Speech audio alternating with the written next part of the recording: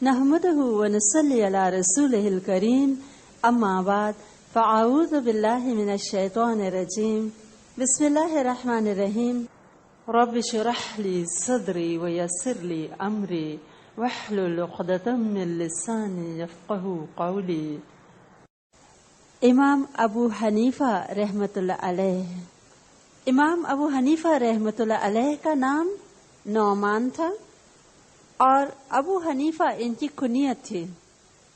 ان کے والد کا نام ثابت، دادا نعمان بن مرزبان 80 ہجری میں یہ پیدا ہوئے، 80 ہجری، اور 80 ہجری سے لے کے 150 تک ان کی زندگی کا دورانیہ تھا، یعنی پیدائش 80 ہجری اور وفات 150 ہجری 150 ہجری.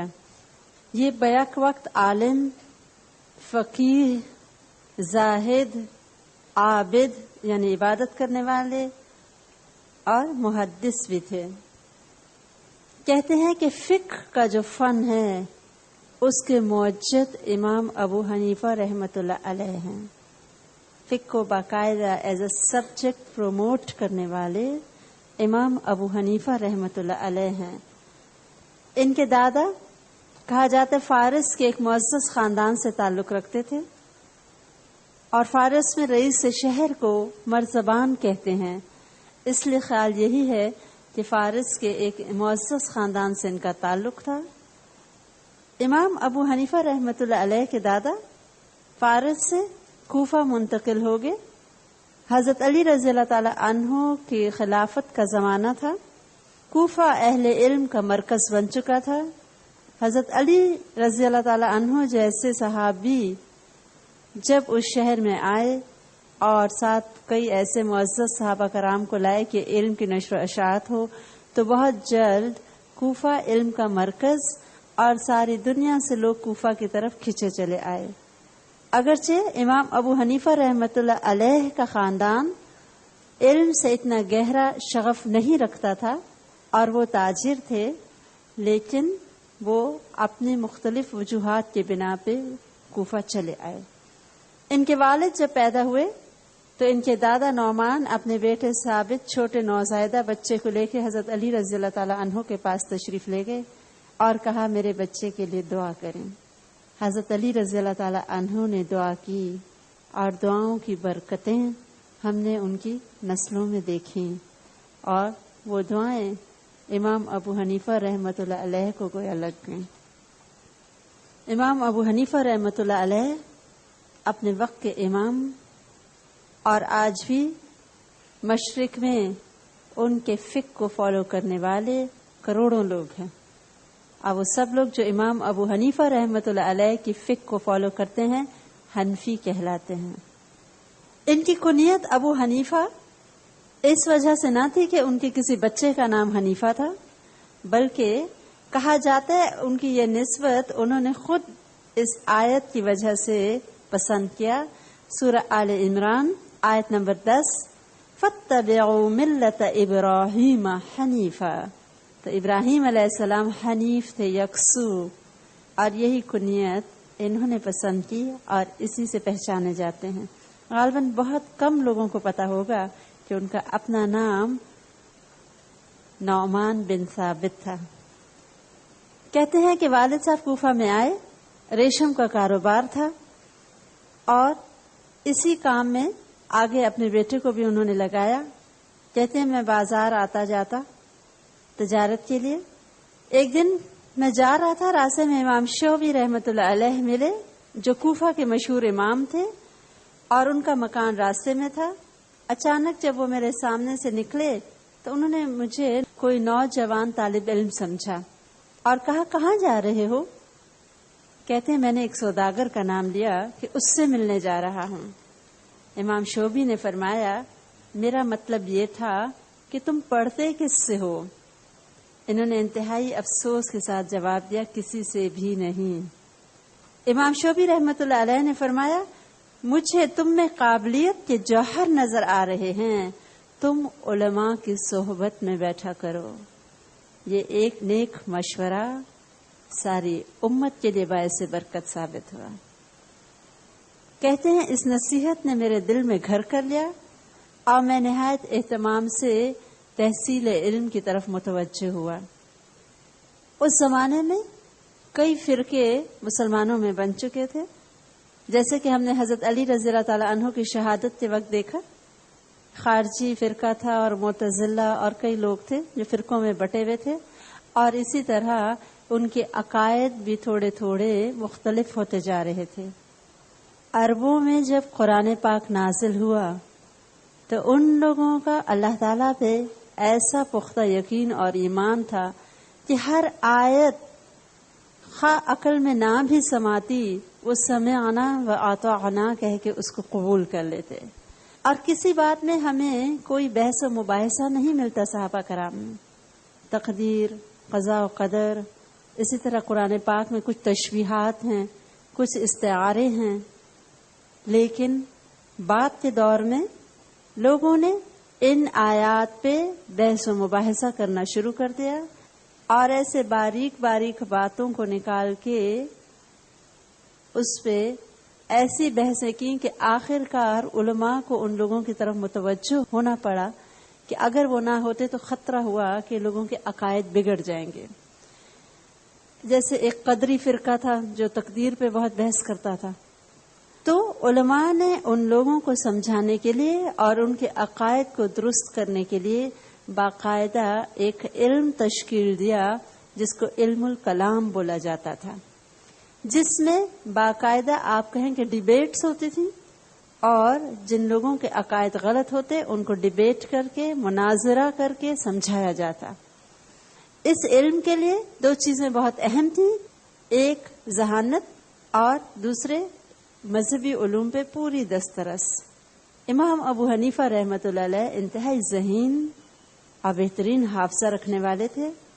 علم کی جب تحصیل کر لی تو علم الکلام کے ماہر بن گئے، اور اس طرح اپنے مد مقابل کو بحث میں قائل کرتے کہ بڑے بڑے لوگ ان کے ساتھ بحث کرنے سے جان چھپاتے تھے، کوئی ان پہ غالب نہیں آ سکتا تھا بحث میں۔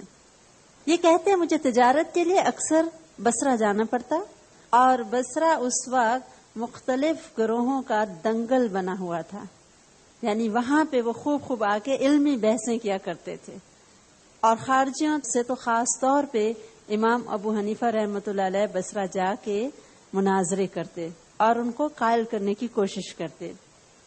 کہتے ہیں ابتدا میں تو میں اس فن کا بڑا ہی دل دادا تھا، اور خوب بحث مباحثے کرتا، ساتھ اپنا کاروبار بھی کرتا، اور کہتے ہیں کہ کوفہ اور بصرہ میں یہ حال تھا علم کا کہ عام انسان بھی بہت علم جانتا تھا، ہر جگہ علمی بحثیں ہوا کرتی تھی، اور امام ابو حنیفہ رحمۃ اللہ علیہ بڑے شوق سے ان میں حصہ لیتے۔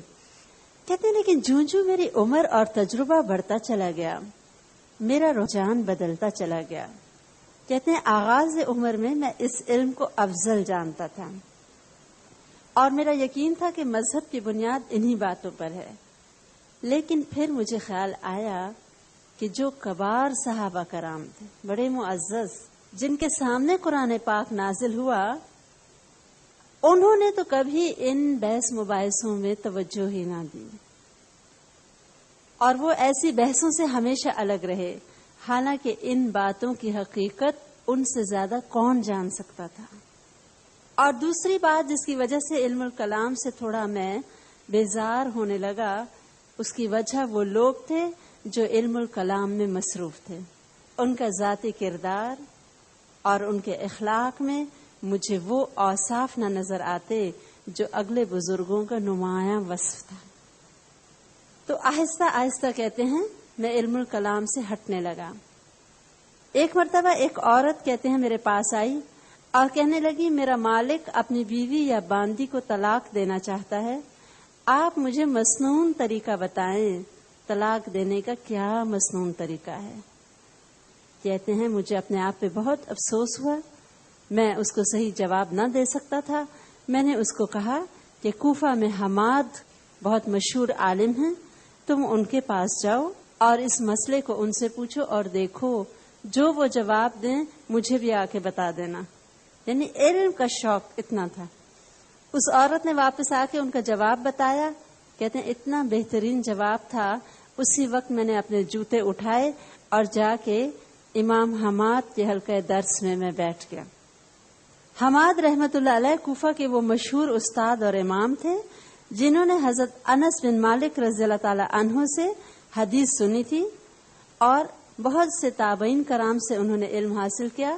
اس کے علاوہ ان کی فقہ کی بنیاد حضرت عبداللہ بن مسعود رضی اللہ تعالی عنہ جیسے صحابی پر تھی.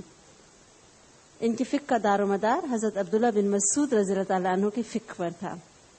اللہ تعالیٰ نے ان کو دولت دی ہوئی تھی، اس لیے فکر معاش سے وہ مکمل طور پہ آزاد تھے اور انہوں نے اپنی زندگی دین کی درس و تدریس کے لیے وقف کر رکھی تھی.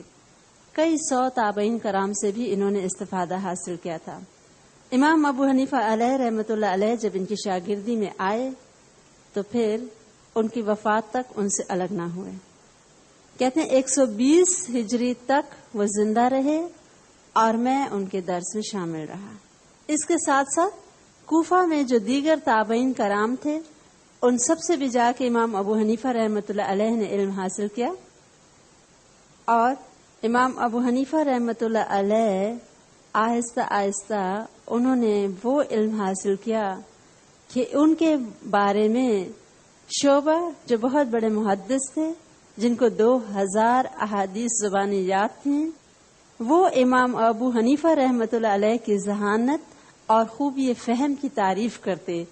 ایک بار امام ابو حنیفہ رحمۃ اللہ علیہ کا ذکر ان کے سامنے آیا تو انہوں نے فرمایا جس طرح میں جانتا ہوں کہ آفتاب روشن ہے اسی یقین سے کہہ سکتا ہوں کہ علم اور ابو حنیفہ ہم نشین ہیں، دونوں ساتھ ساتھ ہیں.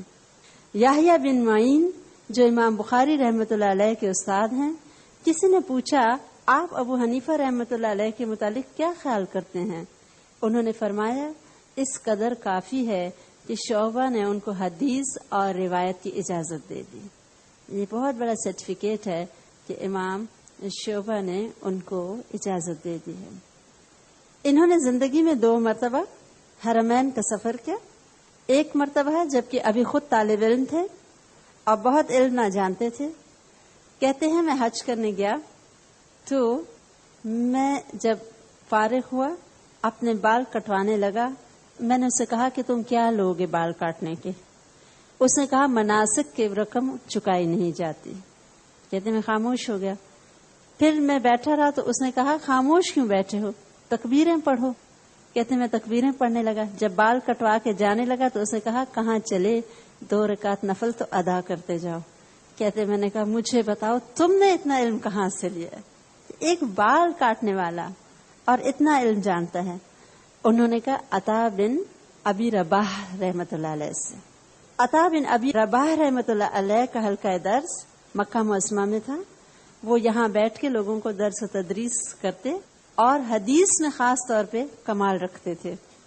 عطا بن ابی رباح رحمۃ اللہ علیہ کے بارے میں حضرت عبداللہ بن عمر رضی اللہ تعالی عنہ فرماتے تھے کہ عطا بن رباح کے ہوتے ہوئے لوگ میرے پاس کیوں آتے ہیں علم سیکھنے. اب دیکھیں کہ ایک دوسرے کی کتنی عزت کرتے تھے علماء. لہذا امام ابو حنیفہ رحمۃ اللہ علیہ ان کے حلقہ درس میں شامل ہوئے. پہلے تو عطا بن ابی رباح نے ان کو ٹیسٹ کرنا چاہا. کہا کہ تمہارا عقیدہ کیا ہے؟ انہوں نے کہا میں گناہگار کو کافر نہیں کہتا، میں بزرگوں کی عزت کرتا ہوں اور اسلاف کو کبھی برا بھلا نہیں کہتا. ان کو یقین ہو گیا کہ یہ کسی غلط عقیدے سے تعلق رکھنے والے نہیں، لہٰذا انہوں نے اپنے درس میں ان کو جگہ دے دی. اور بہت جلد امام ابو حنیفہ رحمۃ اللہ علیہ نے اپنے علم کے شوق اور ادب کی وجہ سے عطا بن ابی رباح کے دل میں وہ مقام بنایا کہ جیسے ہی یہ تشریف لاتے وہ اوروں کو ہٹا کے ان کو اپنے پہلو میں جگہ دے دیتے تھے. ایک طرف تو ہم دیکھتے ہیں مکہ مکرمہ میں عطا بن ابی رباح رحمۃ اللہ علیہ جیسے استاد سے انہوں نے علم حاصل کیا اور علم کے شوق میں ہر ایک کے پاس پہنچتے. اور دوسرے استاد ان کے مکہ معظمہ کے اکرمہ ہیں. اکرمہ وہ استاد تھے جو حضرت عبداللہ بن عباس رضی اللہ تعالی عنہ کے غلام تھے. لیکن حضرت عبداللہ بن عباس رضی اللہ تعالی عنہ کی صحبت میں رہ کے اور ان سے علم سیکھنے کے بعد یہ خود اپنے وقت کے استاد بن گئے، اور کم از کم 70 مشہور تابعین حدیث اور تفسیر میں ان کے شاگرد ہیں۔ امام شعبی فرماتے تھے قرآن جاننے والا اکرمہ سے بڑھ کر نہیں رہا۔ یہ ہے غلاموں کو عزت اسلام نے۔ ان کو حضرت عبداللہ بن عباس رضی اللہ تعالی عنہ نے غالباً آزاد کر دیا تھا بعد میں، لہذا انہوں نے ان سے بھی علم حاصل کیا۔ سعید بن جبیر رحمۃ اللہ علیہ جو کہ خود تابعین کے سردار مانے جاتے ہیں اور عالم تھے بہت بڑے، ان سے کسی نے پوچھا کیا دنیا میں آپ سے بڑھ کے کوئی عالم ہے؟ کہا ہاں، اکرمہ۔ لہذا امام ابو حنیفہ رحمۃ اللہ علیہ نے اکرمہ سے بھی علم حاصل کیا۔ مکہ معظمہ میں ان 2 استادوں سے علم حاصل کرنے کے بعد مدینہ منورہ تشریف لے گئے، اور مدینہ منورہ کے 2 استاد، ایک حضرت عبداللہ بن عمر رضی اللہ تعالی عنہ کے بیٹے حضرت سالم تھے رحمۃ اللہ علیہ، اور ان کے دوسرے استاد ام المومنین حضرت میمونہ رضی اللہ تعالی عنہا کے غلام جن کا نام سلمان تھا۔ ان دونوں سے انہوں نے مدینہ منورہ میں علم حاصل کیا۔ جب علم حاصل کرتے رہے تو بالآخر اس مقام اور مرتبے پہ پہنچے کہ بہت جلد علم کی دنیا میں ان کا نام روشن ہو گیا اور دور دور سے لوگ آتے، لیکن انہوں نے اپنے استاد کی زندگی میں اپنا درس الگ کبھی نہیں کیا۔ کہتے ہیں جوانی میں ایک مرتبہ شوق آیا کہ کافی علم سیکھ لیا ہے، اپنا حلقہ درس بنا لیتا ہوں۔ اتنے میں کہتے ہیں میرے استاد کا کوئی شاگرد کوفہ کے باہر کسی شہر میں فوت ہو گیا۔ استاد کو جب شہر سے باہر جانا پڑا تو اپنے درس کی جگہ پہ امام ابو حنیفہ رحمۃ اللہ علیہ کو بٹھا کے گئے، اور 2 ماہ تک ان کو فرصت نہ ملی کہ وہ واپس آ سکتے، اسی کوئی وراثت کے مسئلے تھے، جو رشتہ دار مر گیا تھا۔ کہتے ہیں 2 ماہ میں میرے پاس 60 مسئلے لوگ پوچھنے آئے، میں ہر مسئلے کو لکھتا اور جو جواب مجھے سمجھ آتا وہ بھی لکھ لیتا۔ جب میرے استاد واپس آئے میں نے ان کو وہ پیش کی ساری رپورٹ، تو انہوں نے 40 مسئلوں کے جواب پہ کہا یہاں تو تم نے ٹھیک جواب دیا، 20 مسائل پہ کہا کہ یہ جواب درست نہیں ہے۔ کہتے ہیں تب مجھے احساس ہوا کہ میں اس استاد سے الگ نہیں ہو سکتا، لہذا 120 ہجری تک، حالانکہ ان کی عمر خود 40 برس کی ہو چکی تھی، یہ اپنے استاد کے ہی حلقے میں شاگرد کے طور پہ بیٹھتے رہے، اور استاد حماد ان سے اتنی محبت کرتے تھے کہ وہ فرماتے ہیں ان کے بیٹے کہ ایک مرتبہ میرے والد کو جب شہر سے باہر جانا پڑا، وہ واپس آئے تو میں نے پوچھا آپ کو کون سب سے زیادہ یاد آتا تھا، اور مجھے یقین تھا کہ وہ میرا نام لیں گے، تو انہوں نے کہا ابو حنیفہ۔ استاد اور شاگرد میں ایسی محبت، اور یہ محبت بلا وجہ نہیں تھی، اس میں ہم دیکھتے ہیں امام ابو حنیفہ رحمۃ اللہ علیہ کا بہت بڑا رول تھا۔ حد درجہ ادب، عزت اور تعظیم۔ کہتے ہیں میں اپنے گھر میں بھی جب جاتا، جب تک میرے استاد زندہ تھے میں اپنے گھر میں بیٹھا ہوا استاد کے گھر کی طرف پاؤں نہیں کرتا تھا۔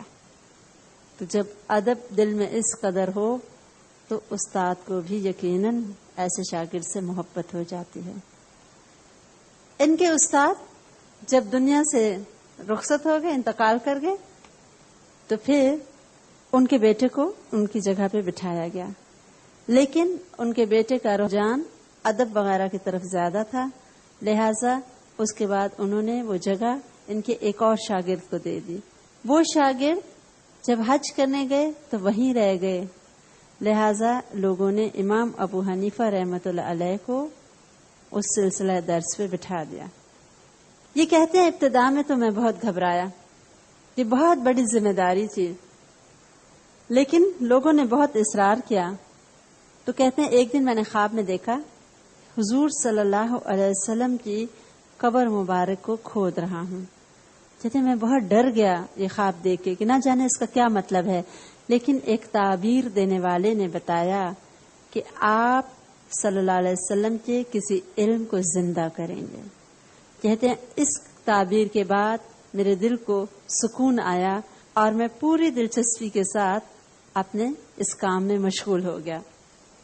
کہتے اول تو ہمارے پرانے شاگرد درس میں شریک ہوتے رہے، لیکن کچھ ہی دنوں کے بعد کوفہ کی درسگاہوں میں ان کی اتنی شہرت ہوئی کہ دیگر درسگاہوں کے طالب علم بھی ان کا حلقہ درس میں آنے لگے، اور یہاں تک نوبت پہنچی کہ ان کے اپنے بعض اساتذہ کرام مثلا مسار بن قدام، امام آمش وغیرہ ان سے استفادہ حاصل کرتے اور دوسروں کو بھی ترغیب دیتے کہ ابو حنیفہ سے جا کے علم سیکھو۔ اسپین کے علاوہ تمام اسلامی مملکت سے لوگ ان کے پاس آتے، اور اسپین کے لوگ صرف اس وجہ سے نہ آ پائے کیونکہ جب وہ حج کے لیے آتے تھے تو ان کا راستہ عراق سے ہو کے نہیں گزرتا تھا، اور امام ابو حنیفہ رحمۃ اللہ علیہ عراق میں تھے، اس لیے اسپین کے علاوہ باقی تمام مملکت سے لوگ ان کے پاس آتے، اور اس میں حتیٰ کہ مکہ اور مدینہ منورہ تک کے لوگ ان سے آ کے علم حاصل کرتے۔ دمشق، بصرہ، واسط، موصل، جزیرہ، مصر، یمن، یمامہ، بحرین، بغداد، اصفہان، ہمدان، رے، تبرستان، جرجان، بخارا، سمرقند، حمص وغیرہ، رفتہ رفتہ پورے ملک میں اس وقت جو اسلامی ملک تھا اس میں امام ابو حنیفہ رحمۃ اللہ علیہ کا اثر قائم ہو گیا۔ اسپین کی طرف کے لوگ چونکہ مدینہ منورہ پہنچتے تھے تو وہ امام مالک رحمۃ اللہ علیہ سے علم حاصل کرتے، اور اسی لیے اسپین کی طرف مالکی مسلک زیادہ پھیلا ہے، امام مالک رحمۃ اللہ علیہ کا۔ ان کی ایسی شہرت ہو گئی کہ جب حکومت نے ابن حبیرہ رحمۃ اللہ علیہ کو عراق کا گورنر بنایا تو انہوں نے خلیفہ وقت کو یہ مشورہ دیا کہ اگر امام ابو حنیفہ جیسے جلیل القدر امام حکومت وقت کا کوئی عہدہ لے لیں اور حکومت میں شامل ہو جائیں تو اس سے حکومت کو رعایا کی بہت حمایت حاصل ہو جائے گی، کیونکہ اس وقت سیاسی حالات ایسے تھے کہ لوگ خلیفہ سے بہت خوش نہیں تھے۔ لہذا ابن حبیرہ کا یہ مشورہ تھا کہ امام ابو حنیفہ رحمۃ اللہ علیہ کو ایک میر منشی کا یا افسر خزانہ کا یا قاضی کا عہدہ دے دیا جائے۔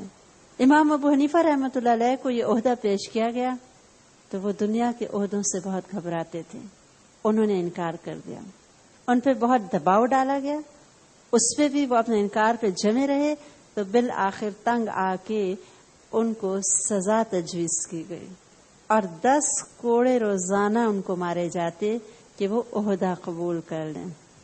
آج بالکل الٹ ہو گیا نا معاملہ، لیکن یہ اپنے انکار پہ جمے رہے کہ تنگ آ کے بالآخر ان پر سے یہ سزا بھی ہٹا لی گئی، اور یہ اپنی ہی زندگی اور اپنے ہی طریقے پہ قائم رہے۔ ایک مرتبہ ابن حبیرہ نے ان کو بڑی لجاجت سے کہا کہ آپ کبھی کبھی تشریف لایا کریں ملاقات کرنے کے لیے، ہمیں بھی شرف بخشیں۔ کہا میں تم سے مل کے کیا کروں گا، جو اللہ نے مجھے عزت کی روٹی دی ہوئی ہے وہ میرے لیے کافی ہے، کیونکہ اگر تم میری عزت کرو گے تو میں تمہارے احسان تلے دب جاؤں گا، کچھ دو گے لوگے تو احسان تلے دب جاؤں گا، اور اگر تمہارے عطاب میں آ گیا تو بھی شامت میں آؤں گا، تو بھائی تمہاری دولت سے مجھے اپنی 2 وقت کی روٹی بہتر ہے۔ کبھی قریب نہیں جاتے تھے عہدیداروں کے اور اس طرح کے لوگوں کے جو بہت با اثر ہوں۔ ان کے علم کی ایسی شہرت ہوئی کہ ان کے چند مشہور شاگردوں میں سے ایک شاگرد عبداللہ بن مبارک رحمۃ اللہ علیہ بھی ہیں، وہ آ کے ان سے علم حاصل کرتے۔ اگر آپ نے نام سنا ہو عبداللہ بن مبارک رحمۃ اللہ علیہ، وہ مشہور عالم تھے کہ ایک مرتبہ وہ بغداد کی طرف جا رہے تھے، رقہ پہنچے تو دھوم مچ گئی کہ مشرق کا عالم عبداللہ بن مبارک آ رہے ہیں، اور لوگ تھے کہ ان کو دیکھنے کے لیے ایسے ٹوٹے پڑتے تھے کہ لوگوں کے پیروں تلے دوسروں کی جوتیاں آ کے پھٹ رہی تھیں۔ محل سے ہارون الرشید کی ایک لونڈی یہ دیکھ رہی تھی، کہنے لگی اصل حکومت تو اس کی ہے نہ کہ خلیفہ کی، کہ جس کے جمع کرنے کے لیے پولیس جب تک نہ جائے تو لوگ آتے ہی نہیں۔ ایسے شاگرد ہونہار کے استاد تھے امام ابو حنیفہ رحمۃ اللہ علیہ۔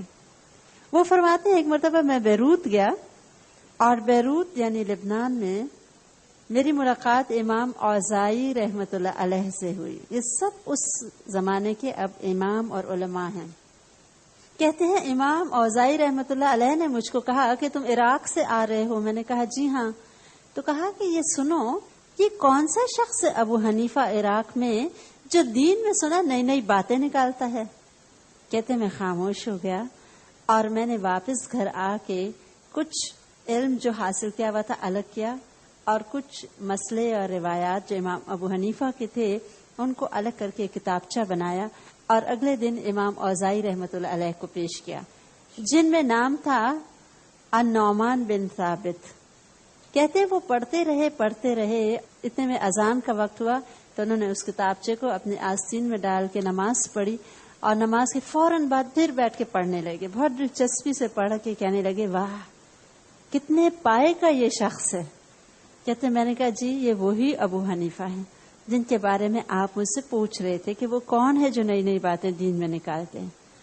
کہنے لگے کہ مجھے اپنی بات پہ افسوس ہے، یقیناً یہ میری بدگمانی تھی اور بالکل غلط تھی، اس کا میں افسوس کرتا ہوں. اس کے بعد کہتے ہیں حج پہ گئے. عبداللہ بن مبارک رحمۃ اللہ علیہ فرماتے ہیں کہ وہاں امام ابو حنیفہ رحمۃ اللہ علیہ سے ان کی ملاقات ہوئی. ابو حنیفہ رحمۃ اللہ علیہ نے اس خوبی سے تقریر کی کہ امام اوزائی رحمۃ اللہ علیہ حیران رہ گئے، اور ان کے جانے کے بعد عبداللہ بن مبارک رحمۃ اللہ علیہ سے کہا اس شخص کے کمال نے اس کو لوگوں کا محسود بنا دیا ہے، یعنی لوگ اس سے حسد کرتے ہیں کیونکہ بہت باکمال انسان. تم اس کے پاس جا کے علم حاصل کرو.